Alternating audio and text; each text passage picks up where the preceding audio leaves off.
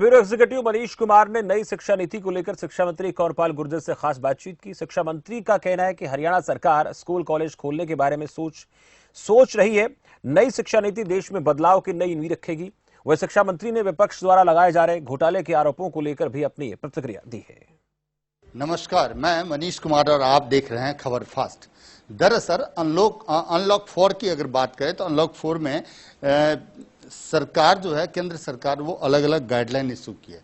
Haryana school की बात करेंगे कि आखिरकार ऑनलाइन एजुकेशन जो भी चल रहा है वो दरअसल क्लास में बच्चे कब से बैठ के पढ़ेंगे, आखिर विद्यालय कब खुलेगा।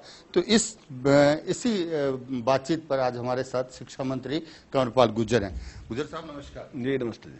गुर्जर साहब, अनलॉक 4 की बात करें, लगातार ये बातें आ रही है कि जो हरियाणा स्कूल की तैयारी, आप कह रहे हैं कि जो सब कुछ हो चुका है, पूरी तैयारी है और बच्चे को हम एजुकेशन क्लास में बिठा के देने के लिए तैयार है। क्या फॉर्मेट है? नहीं, देखिए, हमारी तैयारी तो है, लेकिन जब तक केंद्र सरकार इसकी मंजूरी नहीं देती, क्योंकि अभी तो सारे देश में कहीं भी नहीं ऐसा शुरू हुआ, तो जब तक केंद्र सरकार इसकी मंजूरी नहीं देगी तब तक हम इस पे कुछ नहीं कर सकते, ना ही हम कोई निर्णय लेंगे। और जैसे ही केंद्र सरकार हमें मंजूरी देगी तो हम तुरंत उस पर कार्रवाई कर देंगे। हमारी तैयारी है, और मैंने पहले भी कहा कि हम 10वीं से लेकर 12वीं तक हम पहले खोलना चाहते हैं, और उसके बाद फिर उसके धीरे धीरे छोटी क्लास से हम खोल लेंगे, पक्ष में है। लेकिन जरूरी तो ये है ना कि वहाँ से हमें एक बार हरी झंडी मिले। उसका कारण एक है कि क्योंकि वहाँ विशेषज्ञ जो है अपनी राय देंगे जो भी सरकार को, तो सरकार उसी प्रकार का निर्णय लेगी। नई शिक्षा नीति को लेके आज आपकी प्रधानमंत्री के साथ मुलाकात हुई, मतलब वीडियो कॉन्फ्रेंसिंग के जरिए आपकी बातचीत हुई और आपने एक दूसरे की बात सुनी। क्या क्या आदेश था? नहीं, देखिए, नई शिक्षा नीति जो अभी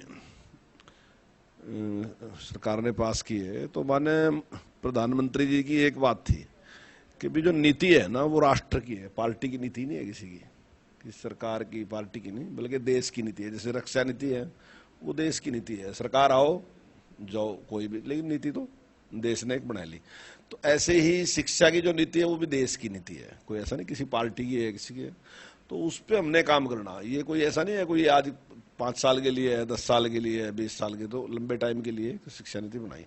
और इसीलिए ये बहुत बड़ा एक विस्तृत सर्वे है, 2.5 लाख लोगों ने अपनी राय इसमें दी, उस सबको भी इसमें समाहित किया। और उसके बाद अभी भी कई लाख लोगों ने अपने सुझाव दिए, तो उसमें एजुकेशन मिनिस्टर जी ने कहा कि हम उन पे भी विचार कर रहे हैं कि इसमें क्या सुधार हो सकता है, और उस पर डिस्कशन जारी है। आज मान लीजिए आज देखिए, राष्ट्रपति जी ने उस पर बातचीत की, माने प्रधानमंत्री जी ने बातचीत की, सभी जितने देश के सभी राज्यों के गवर्नर हैं उन्होंने बातचीत की, और कहीं ऐसे भी हैं जहां मुख्यमंत्री के पास ही भाग है, मुख्यमंत्री ने बात की, कहीं ऐसे हैं जो मुख्यमंत्री हैं और वो शिक्षा मंत्री भी हैं, उन्होंने बात की। तो आज सभी लोगों ने अपनी अपनी बात उसके बारे में रखी। तो जरूरत इस बात की कि खूब उस पर विस्तार से चर्चा रही, और मेरे ख्याल से शायद आज तक कोई पहली बार एक ऐसा कोई कार्य है जिसपे लगभग सब सहमत है। 97% लोगों ने जो है सहमति दी नई शिक्षा नीति पे कि ये अच्छी नीति है, और ये जो भविष्य के लिए जो है देश के लिए बहुत अच्छी है।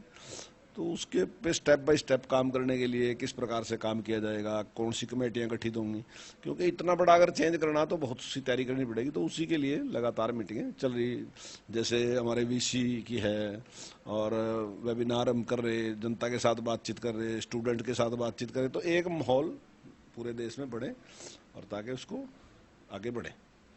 परीक्षा को लेकर लगातार विपक्ष जो है वो सरकार के आरोप लगा रहा है कि कोरोना की जो स्थिति है वो लगातार बढ़ती जा रही है, लेकिन उसमें परीक्षा लेना विद्यार्थियों के साथ खिलवाड़ करना, लेकिन फिर भी परीक्षा की डेट फाइनल हो।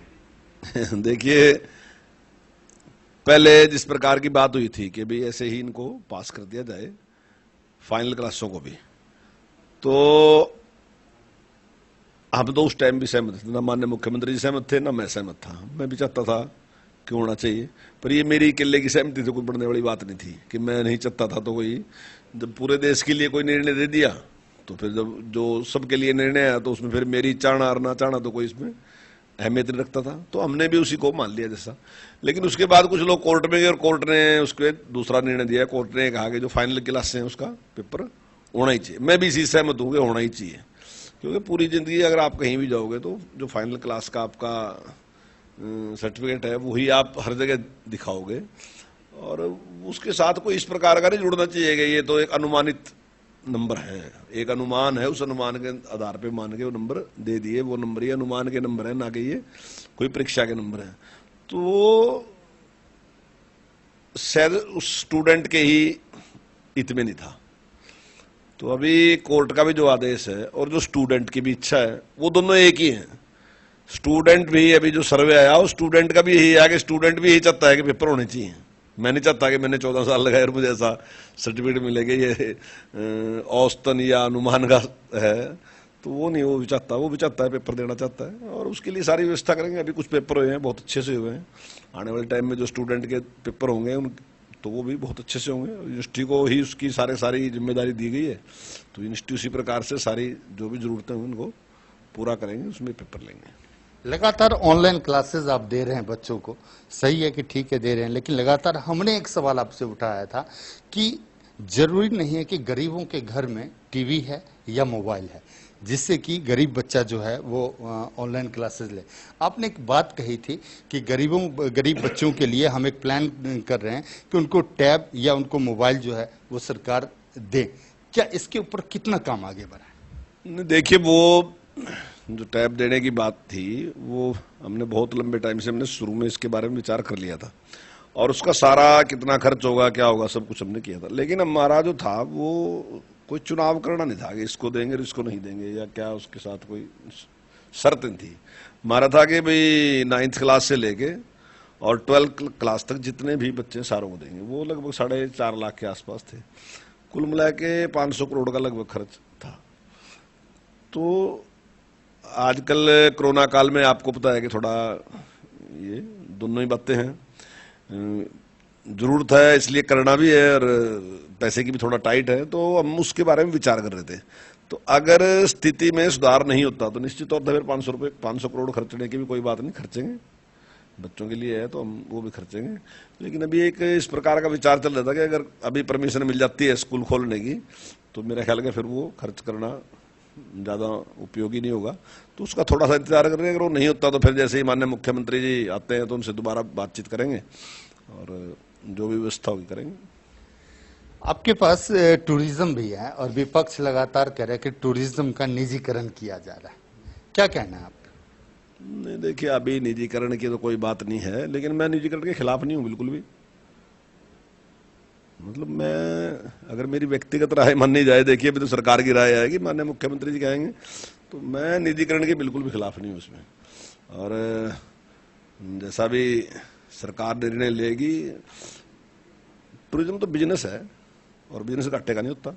क्यों करूँगा घाटे का बिजनेस मैं नहीं करता घाटे का बिजनेस। मैं सेवा करता हूँ, सेवा में मैं सारा खर्च करता हूँ, सेवा करना मेरा काम है। सरकार ने मेरी सरकार की चुनी सेवा करने के लिए, लेकिन जो टूरिज्म में मैं होटल चलाता हूँ वो सेवा नहीं है, वहाँ मैं बिजनेस करता हूँ। और जब मैं बिजनेस करूंगा तो मैं फायदे के लिए बिजनेस कर रहा हूँ, फायदे के लिए ही बिजनेस करूंगा, ये निश्चित है। और जब मैं सेवा करूंगा तब मैं सेवा के लिए ही कर रहा, तब मैं पैसे कमाने के लिए नहीं कर रहा, तब मेरी सेवा है। जैसे अभी आपने टैब देने की बात की, ये मेरी ड्यूटी है। मेरे बच्चों को जो की जिम्मेदारी मेरे पास है, मेरी ड्यूटी है कि उनकी शिक्षा में किसी प्रकार की बाधा ना है, वो मुझे कैसे पूरी करनी वो मेरी ड्यूटी है। वहां अगर 500 करोड़ खर्च होंगे तो करूंगा, करने सरकार करेगी खर्च, उसका तरीका ढूंढेगी। लेकिन जब मैं होटल चलाऊंगा तो होटल चलाते टाइम में देखूंगा मुझे प्रॉफिट कितना रहा, मैं तब बिजनेस करूंगा। तो निश्चित तौर से विचार करेंगे, और अगर हम इसके प्रॉफिट की तरफ नहीं लेके जाते तो इस पर विचार किया जाएगा। क्या बात थी? अगर बात करें तो टूरिज्म में पहले शराब परोसने की बात हुई, शराब बेचने की बात हुई। शराब तो पहले ही परोसा जाता था, लेकिन वहाँ पे ठेका खोलने की बात हुई। और दूसरी बात अगर बात करें तो निजीकरण की बात हुई। सरकार जो है, सरकार के ऊपर जो है विपक्ष जो है लगातार वार कर रहा है कि वाकई में सारा का सारा निजीकरण है। आप कह रहे हैं कि निजीकरण नहीं है, आखिरकार इसको बैलेंस कैसे किया जाए? देखिए, मैंने अभी भी कहा है बिजनेस करती है, हम बिजनेस कर रहे हैं।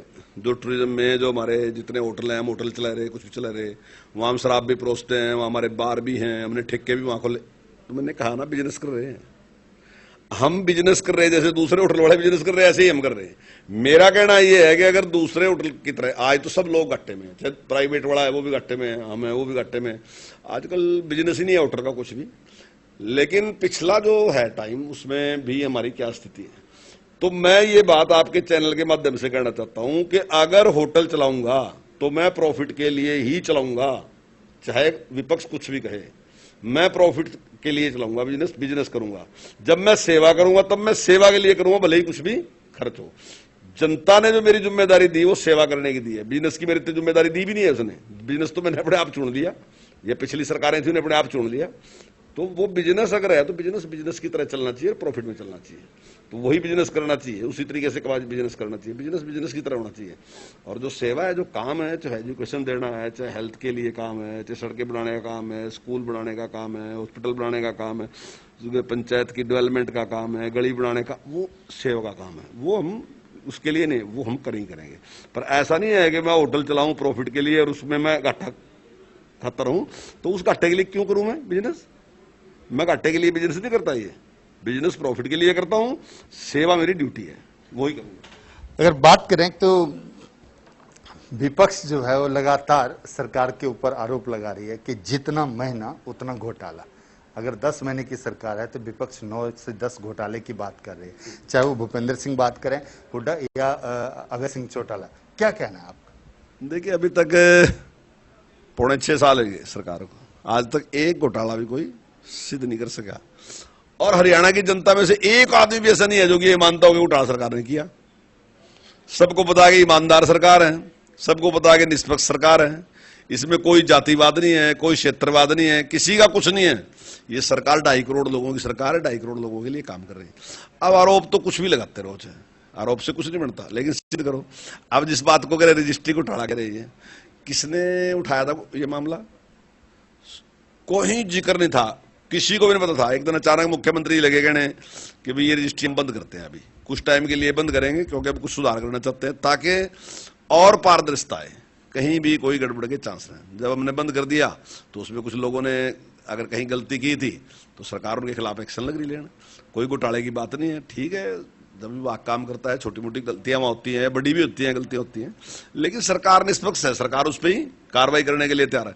मेरे और भी बहुत सी किलोमीटर स्कीम थी, बड़ा भारी शोर इन्होंने चाहे कि घोटाला था, तो किसने किया था, किसने उठाया था सवाल? वो स्वयं माननीय मुख्यमंत्री जी के ध्यान में आया कि भाई ये किलोमीटर स्कीम में इस तरीके से मुझे लगता है कि ये ठीक नहीं है, तो स्वयं की जांच किसने कराई? मुख्यमंत्री जी ने कराई। तो आज तक ये पहली ऐसी सरकार है जिसने अगर कहीं भी कोई खामी आई, क्यों? क्योंकि मुख्यमंत्री जी मानते हैं कि मैं ट्रस्टी हूं और मेरे जिम्मेदारी है, कहीं भी रत्ती भर भी अगर कोई गड़बड़ होगी तो ये मेरी जिम्मेदारी है कि मैं उसको ठीक करूं। मुख्यमंत्री जी ने कभी ये नहीं कहा कि विपक्ष क्या कहेगा, फलाना क्या कहेगा, वो कहेगा चुप रह जाओ, नहीं, उन्होंने तुरंत उसकी जांच कराई और जांच करा के जो भी दोषी है उसको सजा दी। आज तक एक पैसे का घोटाला कहीं भी कोई सिद्ध नहीं कर सका सरकार के ऊपर, ना ही घोटाला सरकार ने में किसी ने किया है आज तक, और ना ही आगे कोई करेगा। अगर कोई करेगा तो उसके परिणाम भुगतेगा वो। लेकिन विपक्ष की निगाहें जो है वो आपके सहयोगी के ऊपर है, क्योंकि जितना डिपार्टमेंट उनके पास है उसी डिपार्टमेंट में कहीं न कहीं घोटाले का आरोप लग रहा है। वो मेरा ख्याल का शायद सरकार में घोटाला होने की बजाय ना शायद व्यक्तिगत दुश्मनी ज्यादा काम कर रही, कि कोई किसी के खिलाफ है तो अगर वो उसके खिलाफ है तो उसी तरीके का उसके ऊपर लगाने का काम है। सरकार के ऊपर लगाने की बजाय व्यक्ति के ऊपर लगाने का काम ज्यादा है मेरे ख्याल से। तो शायद इस प्रकार की कोई बात है, लेकिन सरकार में इस प्रकार का कोई घोटाला नहीं है। तो दरअसल हमारे साथ अभी शिक्षा मंत्री कंवरपाल गुर्जर थे और इन्होंने कहा कि विपक्ष का काम है आरोप लगाना, लेकिन घोटाले की बात अगर की जाए तो शायद हरियाणा की कोई जनता भी घोटाले की बात नहीं करेगी, क्योंकि पारदर्शी सरकार है, ये इनका कहना है। लेकिन विपक्ष का कहना है कि मनोहर पार्ट 2 की अगर बात करें तो जितने महीने उतने ही घोटाले हुए हैं। अश्विनी कुमार के साथ मनीष कुमार, खबर फास्ट।